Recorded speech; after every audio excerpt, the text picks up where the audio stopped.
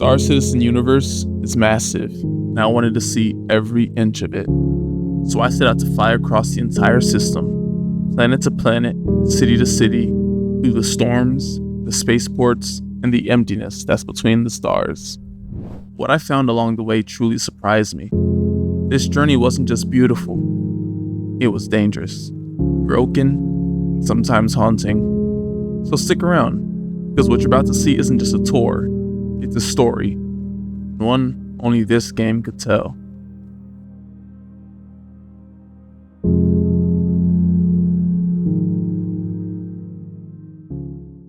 Make sure to leave a like and hit the subscribe button. It helps a lot more than you think. Welcome to Area 18, the heart of hustle in a city that truly never sleeps. And it's on a planet that's literally one giant machine. Yeah, you heard that right. ArcCorp didn't just build cities, they turned the whole planet literally into a factory. And this place, Area 18, is where the steel meets the skyline and credits never stop rolling in. But don't let all the neon and lights fool you. This place has a bit of a history. ArcCorp started as a small weapons manufacturer, and now it owns a planet. Once the UEE gave them corporate rights over ArcCorp, they industrialized the entire surface. Skyscrapers, landing zones, power plants, it's all stitched together by greed, grit, and a bit of gravity. Area 18 itself, while it used to be a restricted zone, it was deemed too volatile and too valuable. But now, it's a landing hub for the masses, a melting pot of shady traders, interstellar influencers, and corporate suits trying not to get pickpocketed. You can grab a slice at Big Benny's, hop a ride to Cubby Blast, or just disappear into the alleys, where deals often happen off the books. And this is just the start of the story. The deeper you go into the verse, the weirder it gets.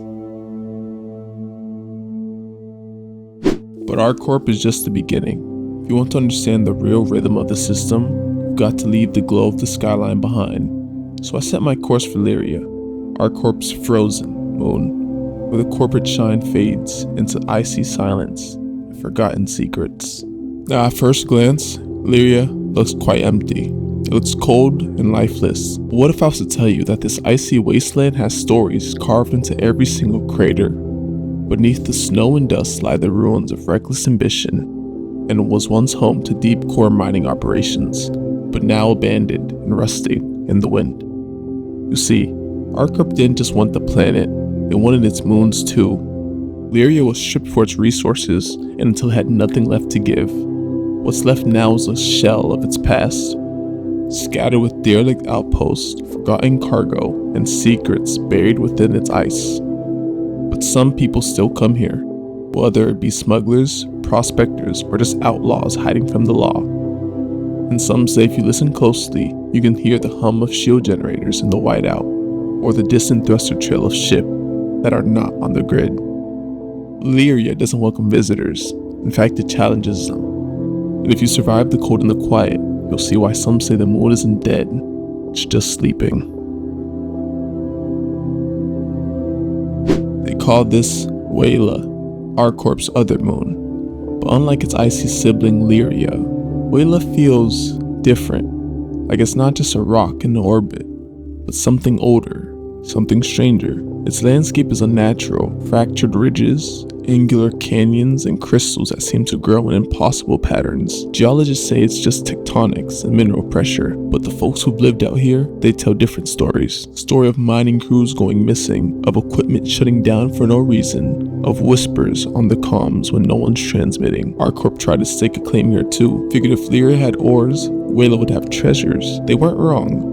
The moon's veins pulse with rare minerals that shimmer like starlight, but nothing comes easy on Yela. Every mining colony eventually folds or just straight up disappears. Now only the bold or the desperate come here. Rogue surveyors, artifact hunters, and those chasing rumors of pre-human relics buried deep beneath the surface. Yela isn't just alien in how it looks, it feels alien, like something's watching, like something's waiting even. And if you stay too long, you might just start to wonder whether you're alone up here.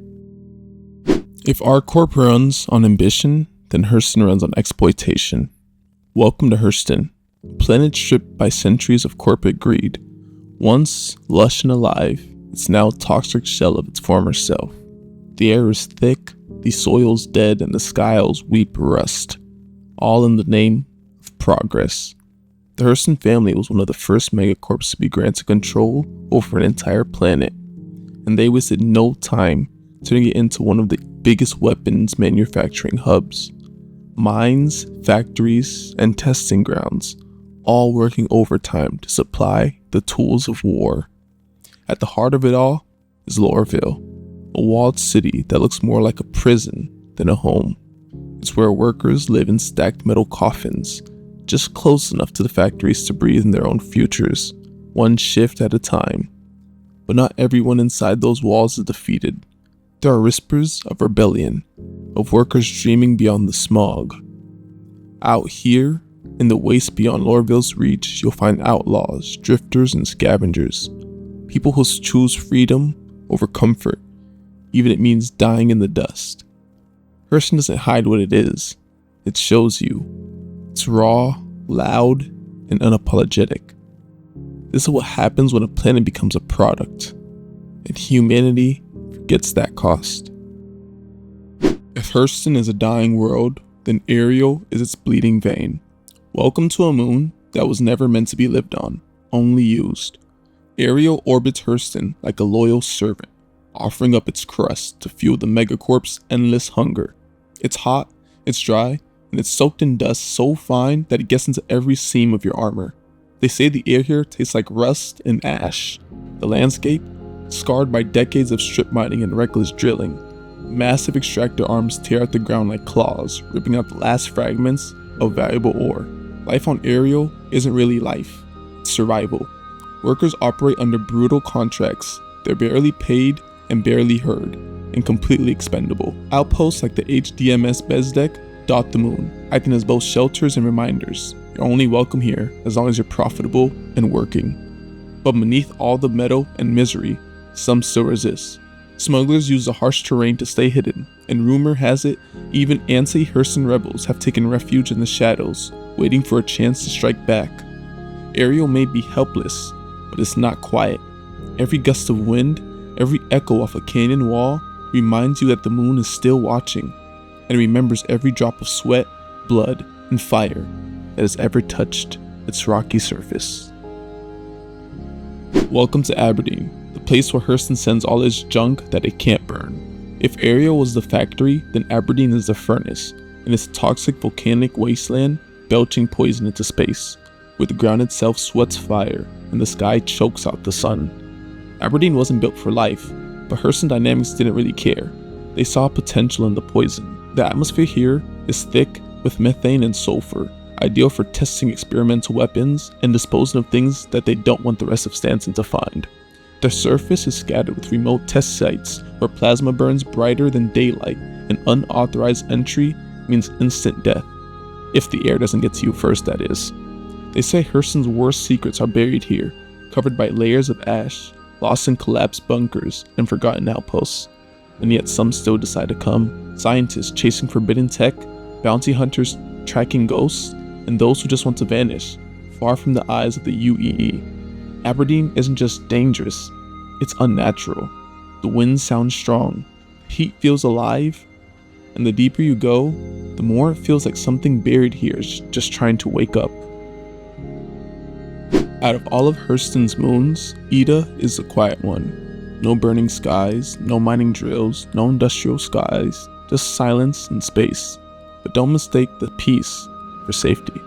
Ida isn't welcoming, it's just empty, and that's a big difference.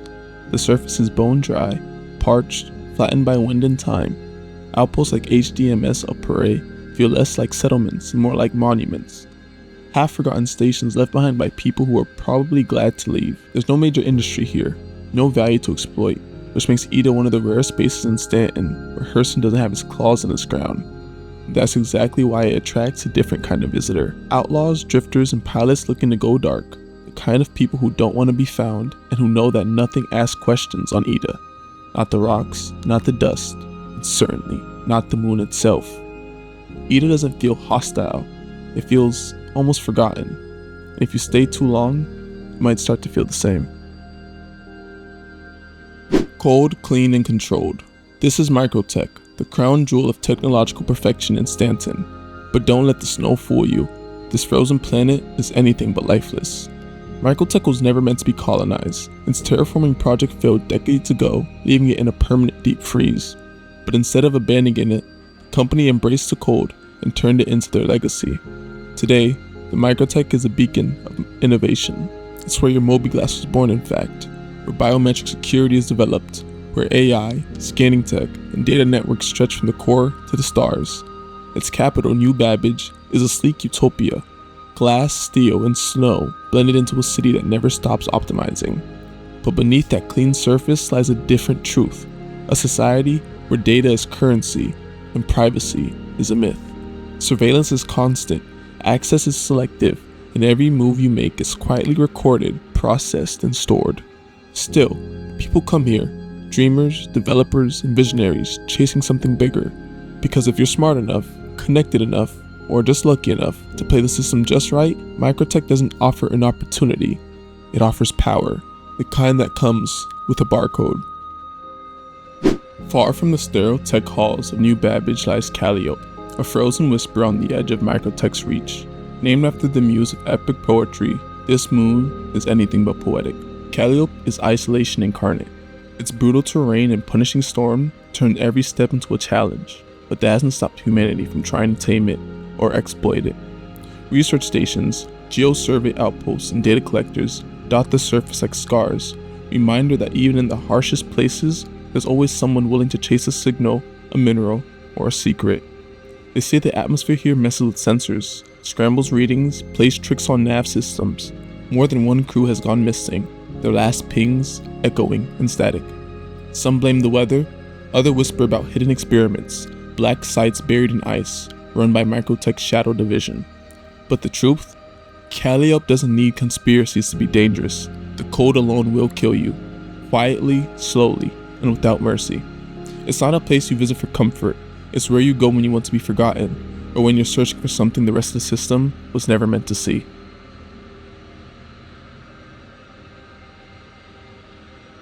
At first glance, Clio feels like a dream. Soft skies, flowing water, valleys wrapped in fog. It's a world that looks untouched, like nature's last breath was held in place just for you to witness. But don't let the calm fool you. Clio may be MicroTech's most beautiful moon, but it's also a place of calculated silence. While most of Stanton is loud, full of noise, conflict, and industry, Clio whispers. And that's exactly why some people come here. Scientists, off-grid explorers, the ones looking to escape the eyes of corporations, that is. It's said that MicroTech uses Clio as a controlled environment, a natural laboratory. Some claim there are AI field tests being run in secret, while others talk about unmarked satellites above, always watching. But to a wanderer, Clio is something else, a rare place in the verse where you can still hear your own thoughts. No gunfire, no commerce, just wind, water, and the soft hum of your ship echoing across endless valleys. Out here, you start to realize the verse doesn't always have to be hostile. Sometimes, it just wants you to listen. If Clio is the calm, Euterpe is the warning. Named after the muse of music, this moon sings a different kind of song. One of howling winds, frozen cliffs, and sudden death. Euterpe is MicroTech's least forgiving moon. The weather here doesn't just change, it turns on you. One minute you're flying through clear skies, the next you're blind in a whiteout, fighting to keep altitude over a canyon that you can't even see. And that's exactly why it's useful. MicroTech uses Euterpe as a natural stress test, for ships, for equipment, and even sometimes for people. If your gear can survive Euterpe, it can survive anything. But not everyone who comes here is part of a sanctioned program. Some are thrill seekers, others are smugglers using the storm as cover, while a few are just trying to disappear. The only outpost worth noting is Ryari McGarth, a lonely speck on a frozen world. It's more a survival bunker than a science station. It's a place where even the heaters sound exhausted. Euterpe doesn't offer comfort, it gives a challenge. And out here, with the cold pressing and the nav system struggling to find north, you realize the moon doesn't care if you leave, only whether you make it out alive.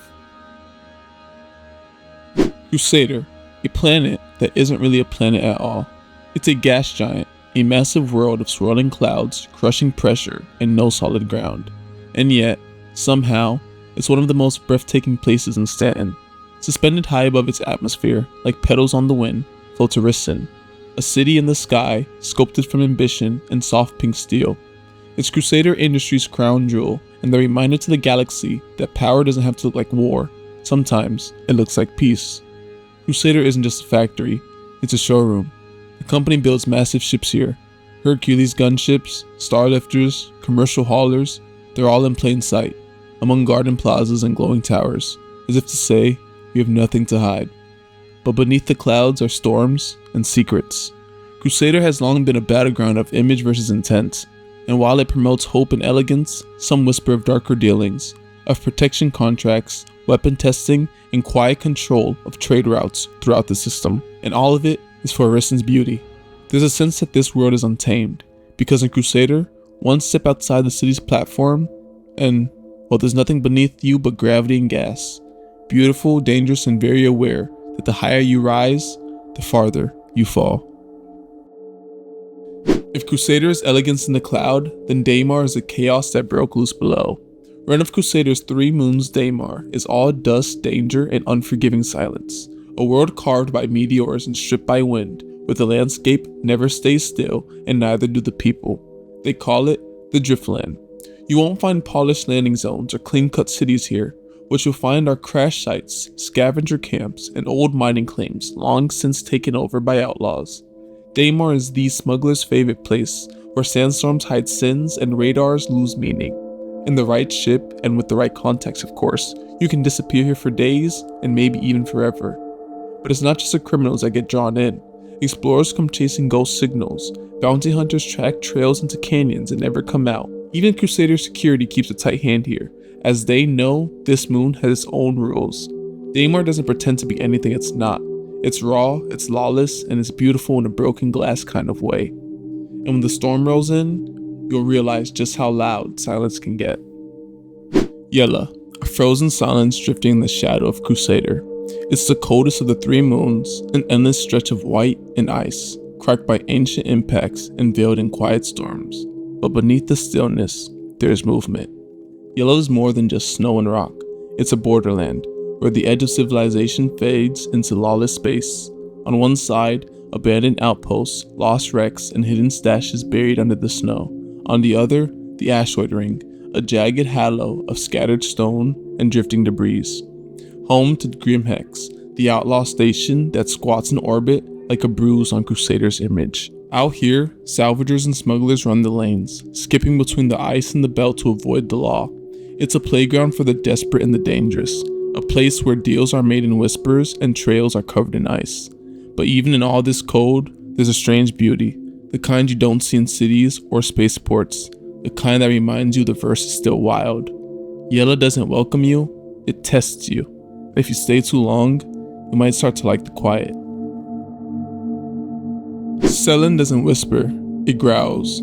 The youngest and most volatile of Crusader's moons, Cellin, is a world caught in constant upheaval.